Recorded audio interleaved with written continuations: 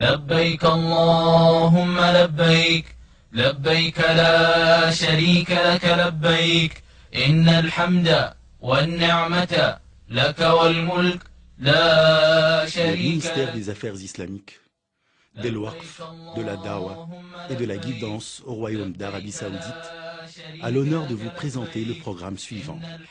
Rite du Hajj, pas à pas.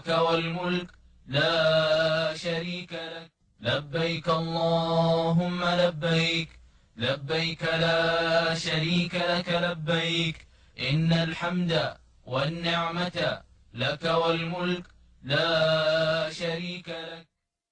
وإذ بوأنا لإبراهيم مكان البيت ألا تشرك بي شيئا وطهر بيتي للطائفين والقائمين والركع السجود وأذن في الناس بالحج يأتوك رجالا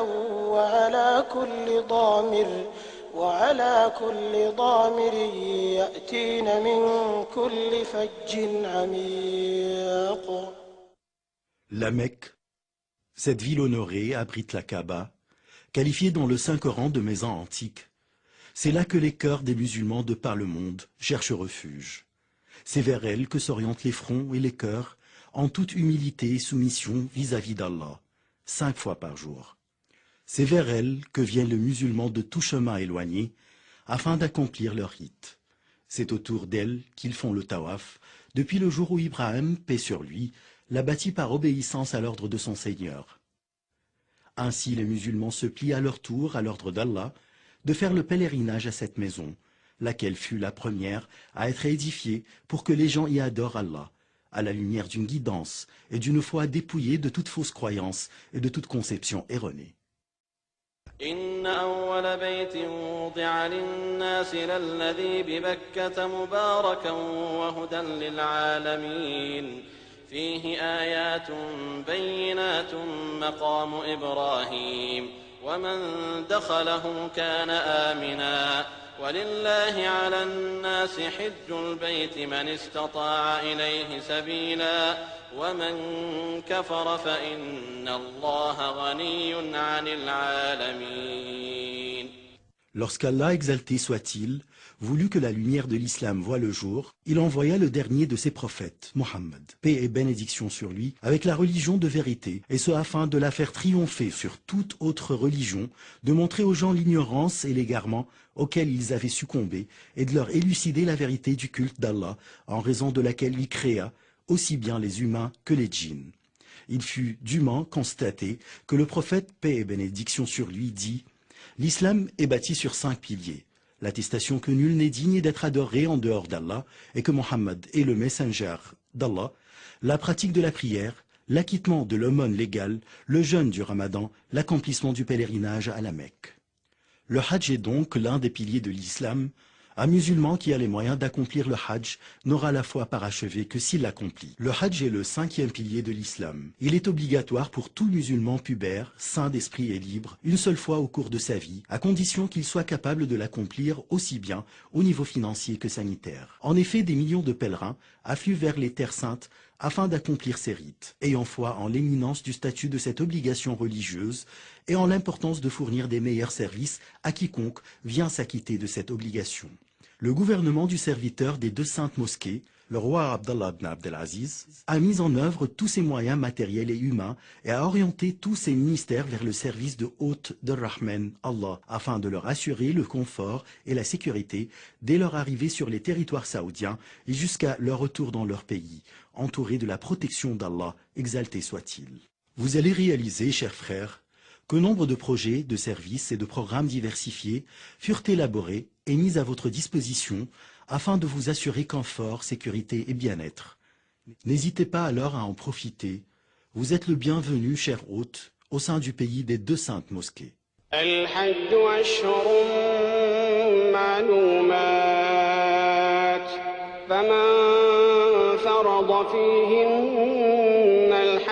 فلا رفث ولا فسوق ولا جدال في الحج وما تفعلوا من خير يعلمه الله وتزودوا فإن خير الزاد التقوى واتقون يا أولي الألباب. Il existe 3 types de hajj, connus sous le nom de nosuk.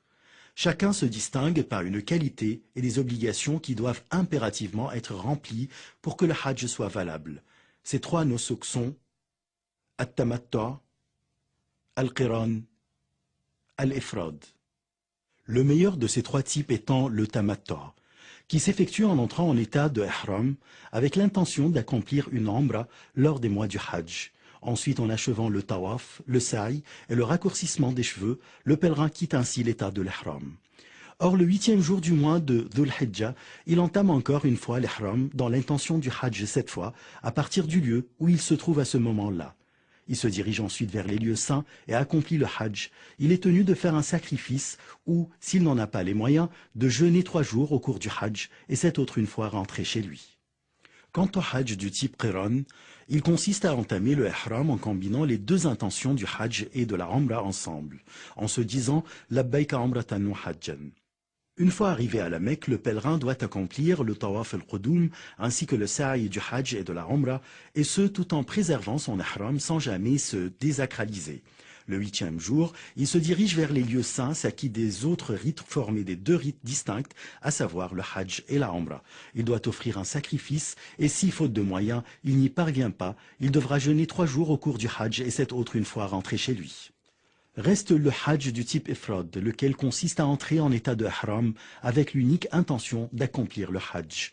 Arrivé à la Mecque, le pèlerin accomplit le tawaf, le sa'i et préserve son état de ihram jusqu'à la fin des rites. Il ne lui incombe pas de faire un sacrifice car il n'a pas combiné la umra au hajj. Le meilleur de ces types de hajj est le tamattu', suivi du qiran, puis enfin le ifrad.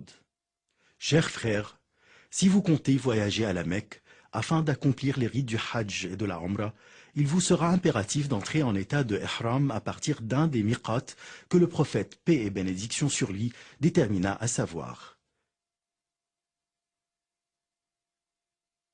Dhul Hulayfa, le miqat des habitants de Médine, connu aussi sous le nom de Abyar Ali. Al-Juhfa, le miqat des habitants du Sham, il est situé à proximité de la ville Rabigh. En effet, les gens entament aujourd'hui leur ihram à Rabigh. Qarn al-Manazil, il est situé à Najd et aussi sous le nom de As-Sayl al-Kabir. Yalamlam, le miqat des habitants du Yémen, sachant qu'ils entrent en état d'ihram à partir des Saadiyya. Dat Arq, le miqat des habitants de l'Irak. Quant aux habitants de la Mecque, ils entament leur ihram pour le hajj à la Mecque même.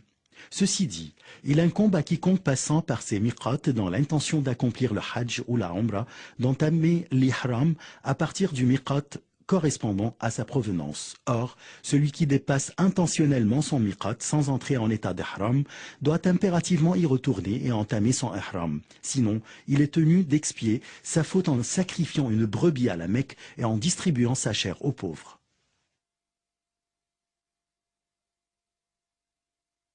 Si donc vous arrivez, chers frères, au miqat en voiture ou autre, prenez un bain, parfumez-vous, si possible, puis mettez les habits du ihram, à savoir un izar et un rida', 2 pièces de tissu blanc sans couture, blanc et propre.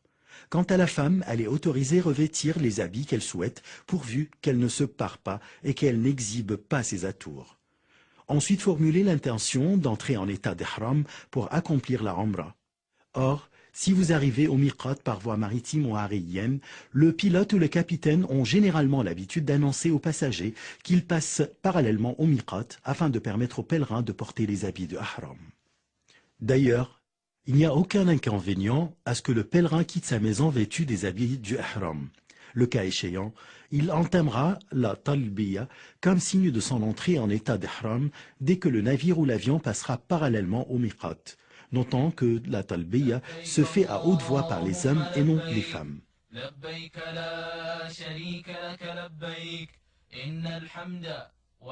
Chers frères, lorsque vous prononcez la talbiya, soit pour accomplir la umra en disant labbayka umra, soit pour le hajj en disant labbaika hajjan, soit pour les deux à la fois en disant labbaika umratan wa hajjan, vous avez ainsi entamé les rites et il vous est désormais prohibé de commettre toute action interdite lors de l'ihram.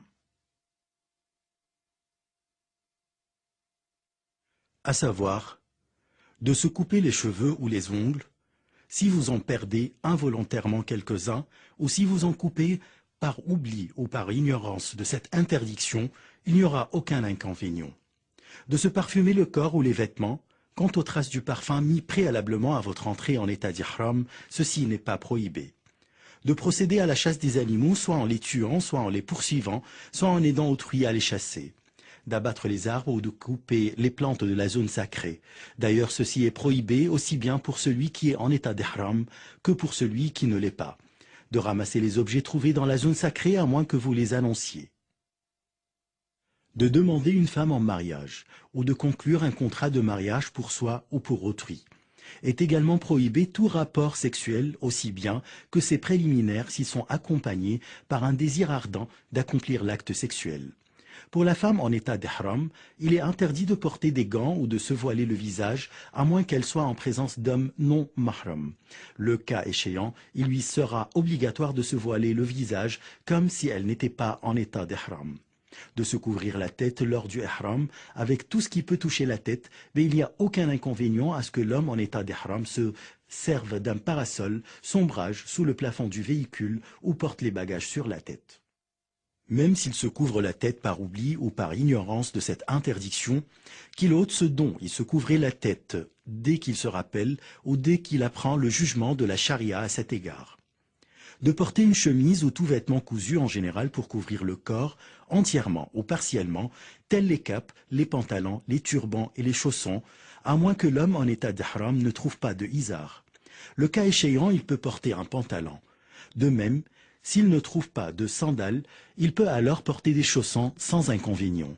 Il est permis à la personne en état d'ihram de mettre des sandales, de porter une bague, des lunettes, une montre, un sonotone, une ceinture et un porte-monnaie pour garder son argent et ses papiers. Il lui est permis également de changer les habits du ihram, de les nettoyer et de se laver la tête et le corps. Même si quelques cheveux tombent malgré lui ou encore s'il se blesse, il n'y aura aucun inconvénient.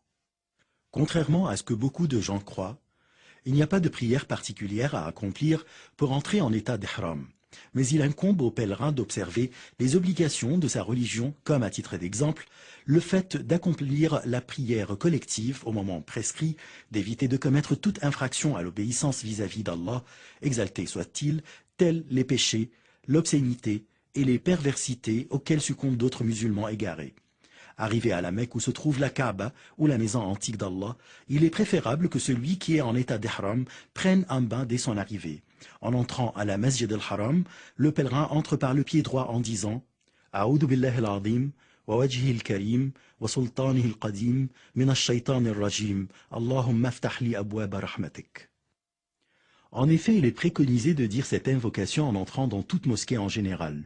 Ensuite, le pèlerin se dirige vers el-Kaaba afin d'entamer le tawaf. Selon la sunna, l'homme doit observer al-ittiba, c'est-à-dire le fait de laisser son épaule droite découverte et de s'envelopper de son rida, de sorte que le milieu de celui-ci passe par-dessous l'aisselle droite et de couvrir avec ses extrémités son épaule gauche. Ensuite, le pèlerin doit entamer le tawaf qui se compose de 7 parcours à commencer de la pierre noire. S'il parvient à y accéder, qu'il l'embrasse si possible sans jamais gêner les gens, ni en les poussant, ni en les bousculant, les insultant ou les frappant. Tout acte de la sorte serait une faute vu le préjudice qui en découle à l'égard des musulmans. Il suffit en l'occurrence de pointer vers la pierre noire de loin en disant « Allahu Akbar ». Ensuite, le pèlerin commence son tawaf en évoquant Allah, exalté soit-il, en implorant son pardon, en faisant les invocations qu'il désire ou en récitant le Coran, et ce sans jamais élever sa voix en faisant des invocations particulières, à l'exemple de certains, car ceci brouille les autres pèlerins. Une fois arrivé, cher pèlerin, au coin yéménite, touchez-le de votre main si possible, mais ne l'embrassez pas, et ne vous frottez pas non plus contre lui, comme ceux qui en le faisant contreviennent à la sunna du prophète, paix et bénédiction sur lui.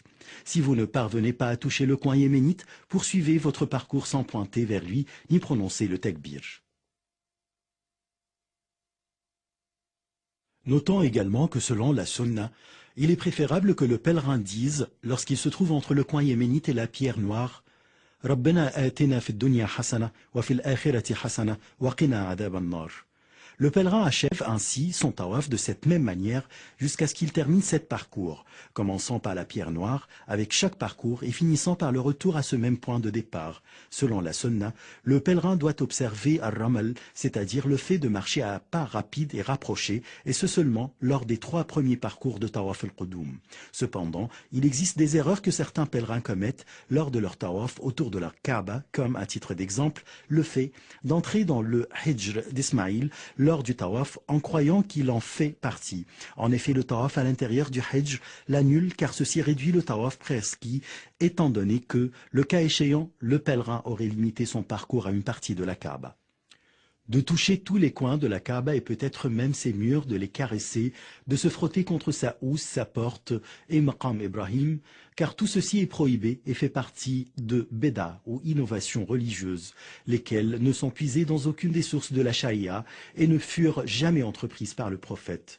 D'élever la voix lors du tawaf car ceci dérange les autres, de se bousculer les uns des autres, notamment lorsque les femmes poussent les hommes devant la pierre noire et Maqam Ibrahim, un comportement qu'il faudrait absolument éviter.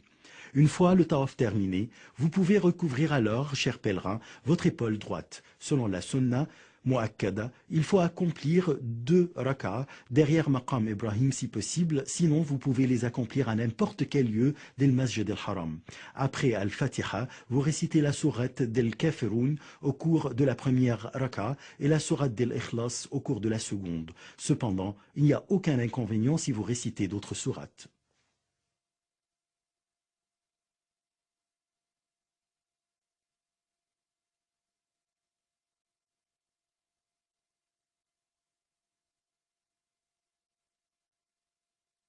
Ensuite, vous vous dirigez vers le monticule As-Safa pour accomplir le sa'i qui se compose de 7 parcours. Lorsque vous vous approchez de Safa, commencez par ce que Allah indique comme début dans le verset et récitez « Inna as-Safa wal Marwa min sha'air Allah » فمن حج البيت أو اعتمر فلا جناح عليه أن يطوف بهما ومن تطوع خيرا فإن الله شاكر عليم. Escaladez ensuite le monticule Safa en faisant face à la Kaaba, puis répétez à 3 reprises Alhamdulillah, ensuite Allahu Akbar 3 fois tout en levant les mains pour invoquer Allah. Vous répétez ensuite à 3 reprises La ilaha illallah wahdahu la sharika lah, lahul mulk wa lahul hamd wa huwa ala kulli shay'in qadir. La ilaha illallah wahdah anjaza wa'dah wa nasara 'abdah wa hazama al-ahzaba wahdah. Et il n'y aura aucun inconvénient si vous répétez ce zikr moins que 3 fois. Notons qu'il ne faut lever les mains qu'en faisant les invocations et qu'il ne faut pas pointer avec les mains lors du takbir, ceci est en effet une des erreurs communes chez nombre de pèlerins. Ensuite, le pèlerin descend de Safa et se dirige vers le monticule d'El Marwa en marchant. Il se met à faire des invocations pour lui-même, pour sa famille, pour l'ensemble des musulmans, et ce jusqu'à ce qu'il arrive au signal vert, à partir duquel il commence à marcher plus vite, notant que cette accélération s'applique uniquement aux hommes et non aux femmes. Une fois arrivé au second signal vert, il reprend la marche à la vitesse habituelle jusqu'à ce qu'il arrive à El Marwa. Là, il s'oriente vers la Kaaba et répète le dhikr qu'il avait récité en escaladant à Safa, suivi des invocations qu'il veut. Ensuite, il descend d'El Marwa, marche jusqu'au signal vert à partir duquel il commence à accélérer le pas en parcourant la distance entre ce signal et le second. Ensuite, il reprend sa vitesse normale jusqu'à ce qu'il escalade Safa et ainsi de suite. Au bout de 7 parcours conformément à cette manière, le sa'i sera ainsi achevé, sachant que l'allée de Safa vers El Marwa est comptée comme un seul parcours et le retour d'El Marwa vers El Safa est compté comme un autre parcours. Notons qu'il n'y aura pas d'inconvénient si vous commencez votre sa'i en marchant et que, à cause de la fatigue ou de tout autre problème sanitaire éventuel, qu'Allah vous en préserve, vous poursuivez votre sa'i sur un véhicule. Il est autorisé à la femme en période menstrue ou de lochi d'accomplir le sa'i sans faire le tawaf, étant donné que le lieu du sa'i ne fait pas partir d'El Masjid al-Haram. Notons parmi les erreurs fréquentes lors du sa'i l'accélération des femmes en parcourant la distance entre les 2 signaux verts. Une fois le sa'i achevé, le pèlerin du type tamatta procède au raccourcissement de ses cheveux. Il lui incombe de raccourcir tous ses cheveux, contrairement à la femme qui, elle, raccourcit les siens de la longueur d'une phalangette. Ainsi, le pèlerin du type tamatta aura accompli sa umrah et tout ce qui lui a été interdit durant l'état d'ihram lui deviendra désormais permis. Il est préconisé aux pèlerins de multiplier la talbiya au moment prescrit à cet égard, à savoir depuis l'ihram jusqu'au commencement du tawaf pour la umrah, depuis l'ihram jusqu'au jet de Jamarat al-Aqaba le jour d'Aïd al-Adha. Il dira alors en arabe « Labbaik Allahumma labbaik, labbaik la sharika laka labbaik, innal hamda wa ni'mata laka wal mulk, la sharika lak ». Le 8e jour de Zul Hijja, le jour de Tarwiyah. Ce jour-là, les pèlerins se rendent à Mina en état d'ihram, quel que soit le type de leur pèlerinage, tamattu', qiran ou ifrad, observant ainsi la sunna du messager d'Allah, l'élu, paix et bénédiction sur lui. Il est préférable de se diriger vers Mina avant le temps du zawal, c'est-à-dire avant midi. Les pèlerins y accompliront alors les prières de Zuhr, de l'Asr, de l'Maghrib et de l'Isha et de l'Fajr, et ce en raccourcissant les prières composées de 4 rak'ah sans les combiner ensemble. À cet égard, il n'existe aucune différence entre les habitants de la Mecque et les autres pèlerins. Selon la sunna, le pèlerin passe la nuit à Mina le jour de Tarwiyah. Une fois la prière d'El-Fajr du 9e jour de Zul Hijja accomplie, il faut attendre le lever du soleil puis entamer la marche vers Arafat dans un état de tranquillité et de sérénité, tout en répétant la talbiya et le takbir. Le 9e jour de Zul Hijja, le jour d'Arafat. Ce jour solennel, le jour que le messager d'Allah qualifia du meilleur du jour.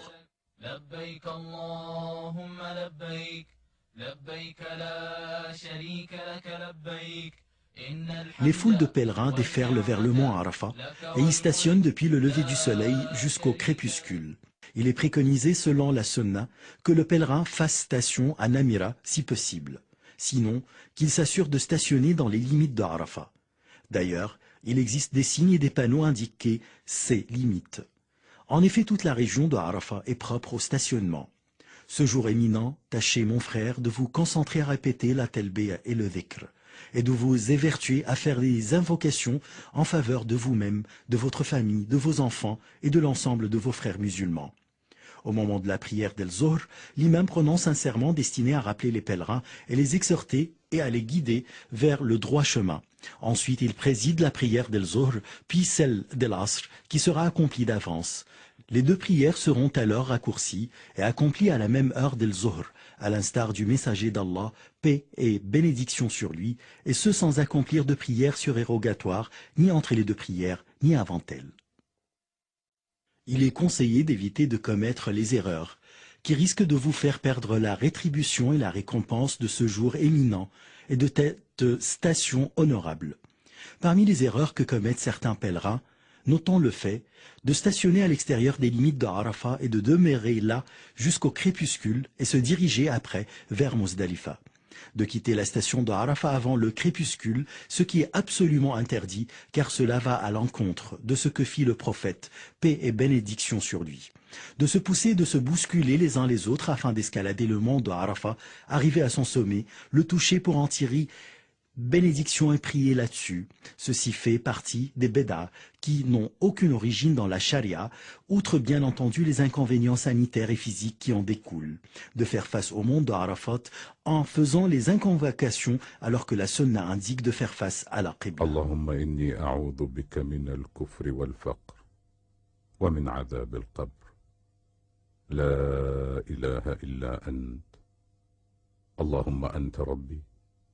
لا إله إلا أنت خلقتني وأنا عبدك وأنا على عهدك ووعدك ما استطعت أعوذ بك من شر ما صنعت وأبوء لك بنعمتك علي وأبوء بذنبي فاغفر لي إنه لا يغفر الذنوب إلا أنت ليس عليكم جناح أن تبتغوا فضلا من ربكم فإذا أفضتم من عرفات فاذكروا الله عند المشعر الحرام واذكروه كما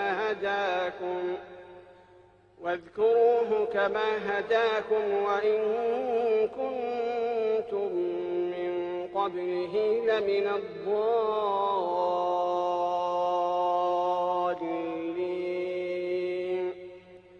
ثم أفيضوا من حيث أفاض الناس واستغفروا الله إن الله غفور رحيم.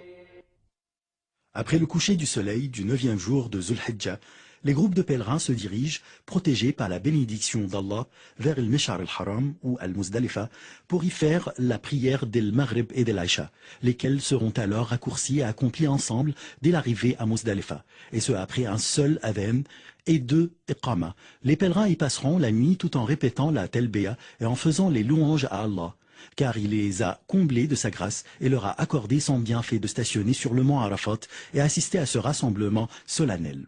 Cependant, il s'avère impératif de solliciter votre attention sur certaines erreurs que les pèlerins commettent une fois arrivés à Muzdalifa, comme, entre autres, leur départ avant d'accomplir les prières raccourcies del Maghrib et l'Aïcha ensemble, et ce afin de se munir des jamarot ou cailloux, alors que la prière est prioritaire. Il croit qu'il est impératif de rassembler les jamarot de Muzdalifa, ce qui est en fait une erreur à ne pas commettre. En effet, selon la sunna, les pèlerins doivent passer la nuit, comme déjà mentionné, à Muzdalifa jusqu'à la prière del Fajr. Il est permis aux femmes, aux faibles et aux enfants de se diriger vers Mina dès la fin de la nuit. Une fois de la prière del Fajr accomplie, il est préférable pour le pèlerin de stationner à El Mish'ar al-Haram, un mont à Muzdalifa ou à n'importe quel endroit à Muzdalifa, de s'orienter vers la Qibla, de multiplier le dhikr, le takbir et les invocations autant que possible et enfin de chercher à se munir de cailloux pour le jet des jamarot. Il doit rassembler 7 cailloux qui soient un peu plus grands qu'un pois chiche pour le rite du jet de jamarot al-Aqaba al-Kubra. Il pourra rassembler le reste des cailloux de Ména et poursuivre ainsi son chemin vers Ména avant le lever du soleil avec la bénédiction d'Allah, tout en répétant la talbiya en toute humilité et en multipliant le dhikr.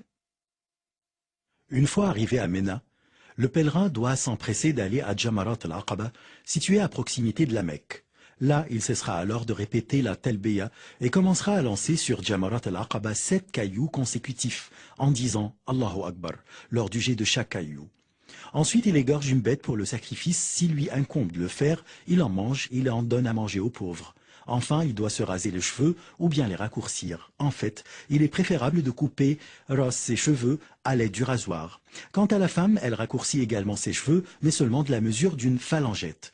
Cet itinéraire à suivre est le meilleur à cet égard. Cependant, il n'y a aucun inconvénient si certains de ces actes devancent d'autres. Allahu Akbar, Allahu Akbar, Allahu Akbar.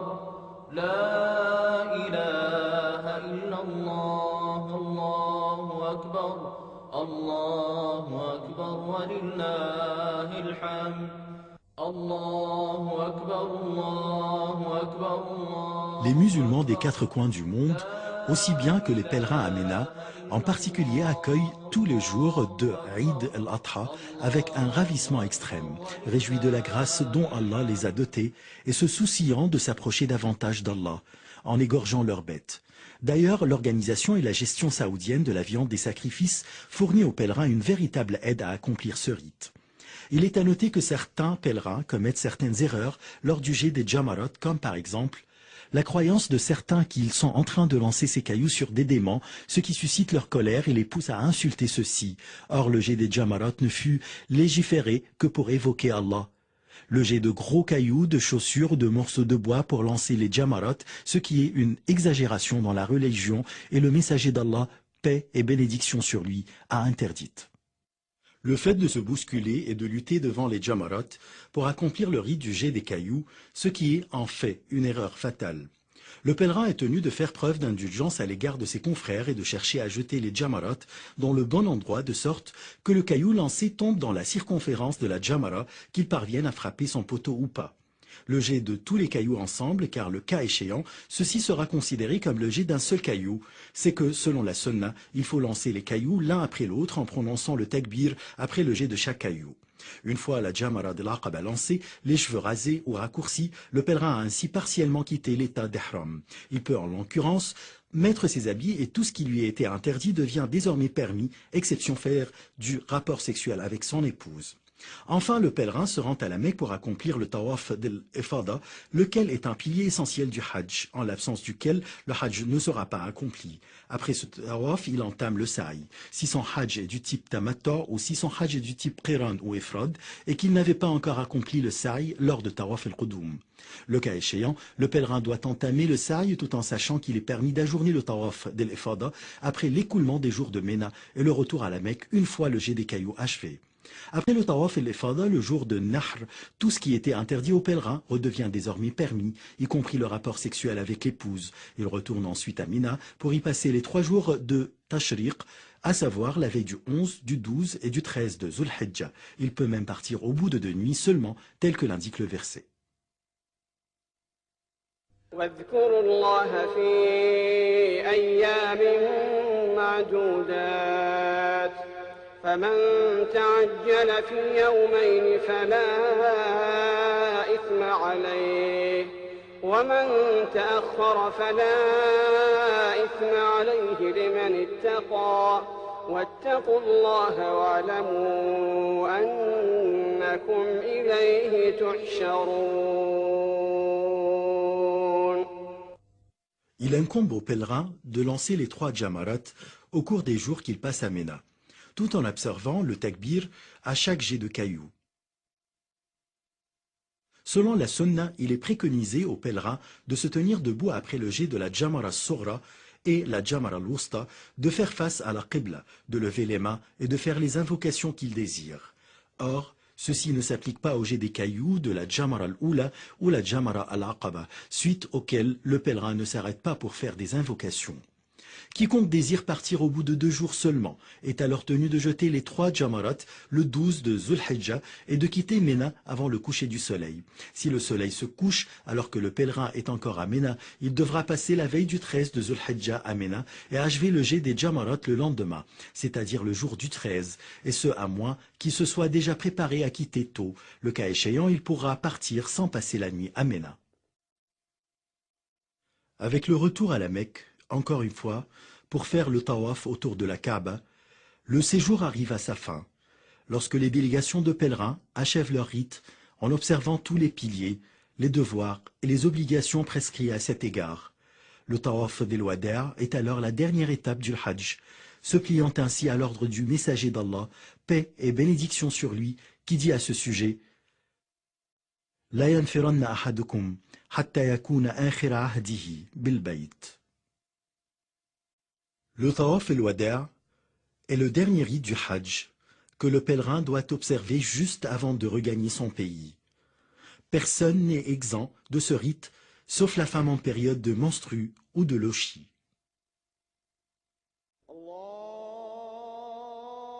Médine et la visite de la mosquée du prophète.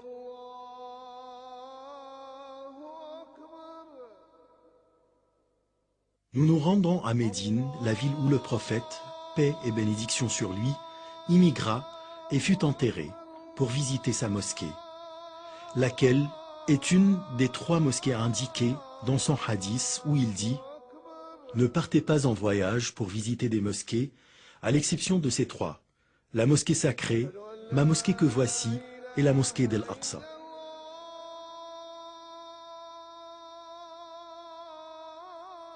En effet, bien que la visite de la mosquée du prophète ne fasse pas partie des conditions ou des obligations rituelles du Hajj, ni que rien ne la lie au Hajj et qu'elle ne nécessite pas d'être en état d'ihram, elle est permise, voire préférée, à n'importe quel moment de l'année. Étant donné qu'Allah a facilité aux pèlerins d'avoir accès au pays abritant les 2 saintes mosquées, il est préconisé, selon la sunna, de visiter Médine afin d'accomplir la prière dans la mosquée du prophète, une prière qui vaut mieux que 1000 prières dans toute autre mosquée, hormis Al-Masjid al-Haram, où la prière vaut mieux que 100 000 prières dans toute autre mosquée. Ensuite, le pèlerin peut saluer le messager d'Allah, paix et bénédiction sur lui. Une fois arrivé chez visiteur à la mosquée du prophète, entrez d'abord du pied droit, commencez par la basmala et la prière pour le prophète, paix et bénédiction sur lui, puis implorez Allah de vous ouvrir les portes de sa miséricorde en disant « بسم الله والصلاة والسلام على رسوله أعوذ بالله العظيم ووجهه الكريم وسلطانه العظيم من الشيطان الرجيم اللهم افتح لي أبواب رحمتك. D'ailleurs, il est également préconisé de dire cette invocation en entrant dans toute autre mosquée. Une fois entré à la mosquée, accomplissez les 2 rak'ahs de la prière de la salutation de la mosquée. Il est préférable d'accomplir cette prière dans Ar-Radwa. Sinon, vous pouvez l'accomplir à n'importe quel endroit dans la mosquée. Ensuite, dirigez-vous, chers visiteurs, vers le tombeau du prophète, paix et bénédiction sur lui.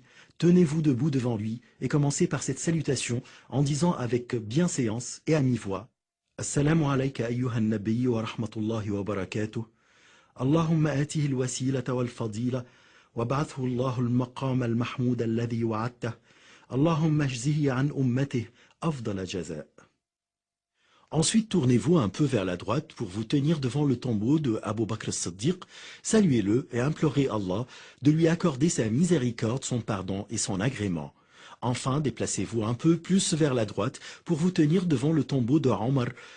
De même, saluez-le et implorez Allah de lui accorder sa miséricorde, son pardon et son agrément. À ce sujet, rappelons que certains visiteurs de la mosquée du prophète commettent des erreurs jugées en fait comme béda, qui n'ont aucune origine dans la charia, ni furent-elles rapportées par aucun des compagnons, qu'Allah soit satisfait d'eux, notant, à titre d'exemple, parmi ces actes, le fait de se frotter contre la fenêtre de la chambre et les coins de la mosquée, et de faire face au tombeau en faisant les invocations, alors que c'est vers la Qibla qu'il faut se diriger lors des invocations. Selon la Sunna, il vous est conseillé de visiter les tombeaux des gens de Al-Baqiya, où furent ensevelis nombre de compagnons, entre autres le 3e calife Othman ibn Affan, qu'Allah soit satisfait de lui. Il vous est préconisé également de visiter les tombeaux des martyrs de la bataille Uhud et entre autres celle du maître des martyrs Hamza ibn Abd al-Muttalib. Saluez-les et sollicitez Allah en leur faveur à l'instar du prophète qui a appris à ses compagnons de dire lors de la visite des tombes Assalamu alaykum ahla ad-diyar min al-mu'minina wal-muslimin wa insha Allah inna bikum lahiqun nas'al Allah lana wa lakum al-afiyah. Étant donné que vous êtes à Médine, chers visiteurs, il est préférable alors, selon la sunna, que vous vous purifiez pour visiter la mosquée de Quba, la première mosquée en islam, suivant ainsi le prophète qui incita à faire la prière dans cette mosquée. En effet, il n'existe pas à Médine de mosquée ni de lieu dont la visite est préconisée à part ceci. À quoi bon faire l'effort et supporter le fardeau de se déplacer ici et là pour faire des visites qui ne seront pas récompensées? Finalement, lorsque le pèlerin regagne son pays, il doit se rappeler des rites du Hajj qu'il a accomplis. À chaque fois où il se sent tenté par un péché, qu'il se rappelle de son stationnement à Arafat, de son tawaf autour de la Kaaba, de dhikr Allah, dans les différents lieux sacrés du Hajj. Tout ceci l'aidera à se prémunir contre les péchés. Je prie Allah, le Très-Haut, de nous octroyer tous un Hajj pieusement accompli, d'absoudre nos péchés et d'agréer nos efforts. Chers frères, vous êtes le bienvenu comme hôte au sein du pays des 2 saintes mosquées, le royaume d'Arabie Saoudite. لبيك اللهم لبيك لبيك لا شريك لك لبيك إن الحمد والنعمة لك والملك لا شريك لك